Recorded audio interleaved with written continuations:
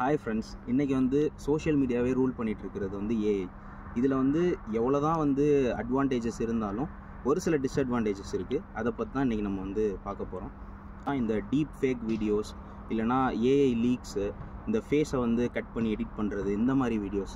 சில சைக்கோஸ் வந்து என்ன பண்ணுறாங்க அப்படின்னா, தனக்கு பிடிக்காத பொண்ணை வந்து ஒரு விஷயத்தில் டார்கெட் பண்ணி பழி வாங்கணும் அப்படிங்கிற பட்சத்தில் இந்த டீப் ஃபேக் வீடியோஸை வந்து யூஸ் பண்ணுறாங்க.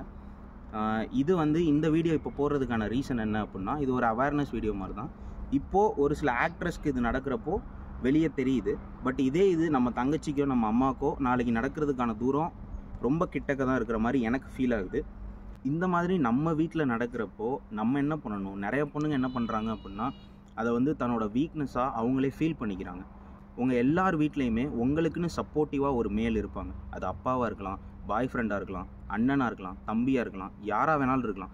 இந்த மாதிரி உங்களோட ப்ரைவேட் ஃபோட்டோஸோ இல்லை பிக்சர்ஸோ வந்து ஜஸ்ட் சோஷியல் மீடியாவில் அப்லோட் ஆயிடுச்சு, யாரோ ஒருத்தர் மூலமாக ஒரு சில சைக்கோஸ் மூலமாக அப்லோட் ஆயிடுச்சு அப்படின்னா உடனே லோக்கல் போலீஸ்க்கு போய் கம்ப்ளைண்ட் பண்ணுங்கள். ப்ளஸ் சப்போர்ட்டிவாக உங்களுக்குன்னு உங்கள் கூட இருக்கிற உங்களை நம்புகிற மேல்ஸ்க்கு வந்து சொல்லுங்கள். நீங்கள் வந்து அதை ஒழிச்சு வச்சு ஒரு ரூமுக்குள்ளே உட்காந்துக்கிட்டு இருக்கிறனால எதுவுமே சரியாக போகிறதில்ல. அண்ட் நீங்கள் இதில் எந்த தப்புமே பண்ணலை. நீங்கள் நெஞ்சை நிமித்திட்டு ரோட்டில் நிம்மதியாக நடக்கலாம். நீங்கள் இதை வந்து எனக்கு இதெல்லாம் ஒரு விஷயமே கிடையாது, நான் எவ்வளோ விஷயத்த பார்க்குறவ, இந்த ஒரு என்னை நீ உடம்பு வச்சு டார்கெட் பண்ண அப்படின்னா என்னால் இதை ஓவர் கம் பண்ணி வர முடியும் அப்படிங்கிறத இந்த மாதிரி இருக்க சைக்கோஸ் எல்லாருக்கும் காட்டுங்க. பெண் அடிமைத்தனம், நம்ம வந்து இப்போ பெண் அடிமையெல்லாம் இல்லை, சுனிதா வில்லியம்ஸ் வந்து ராக்கெட்டில் ஏறிட்டு இறங்கிட்டாங்க, இதெல்லாம் வந்து பேசுகிறதுனால பெண் அடிமைத்தனம் வந்து குறைஞ்சிட போகிறது இல்லை.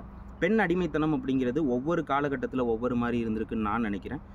பெரியார், பாரதியார் இவங்கெல்லாம் இருந்தப்போ வந்து ஏட்டுக்கல்வி படிக்கக்கூடாது, பெண்கள் கல்வி படிக்கணும் அப்படின்னு பெரியார் வந்து போராடினார்.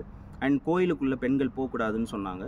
அதுக்கப்புறமா என்ன சொன்னாங்கன்னா, ஊதாங்குலையை மட்டும்தான் பெண்கள் கடைசி வரைக்கும் அவங்க கையில் பிடிச்சிட்டு இருக்கணும், அடுப்பங்கரையை விட்டு வெளியே வரக்கூடாதுன்னு சொன்னாங்க. மாதர்தமை இழிவு செய்திடும் மடமையை கொளுத்துவோம்னு சொன்னான் பாரதி. இந்த சூழ்நிலை தான் இந்த இழிவுகள் எல்லாத்தையுமே கொளுத்துறதுக்கான நேரம் நான் நினைக்கிறேன்.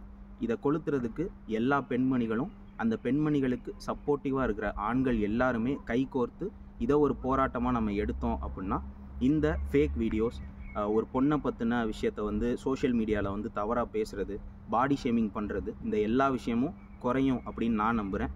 நீங்கள்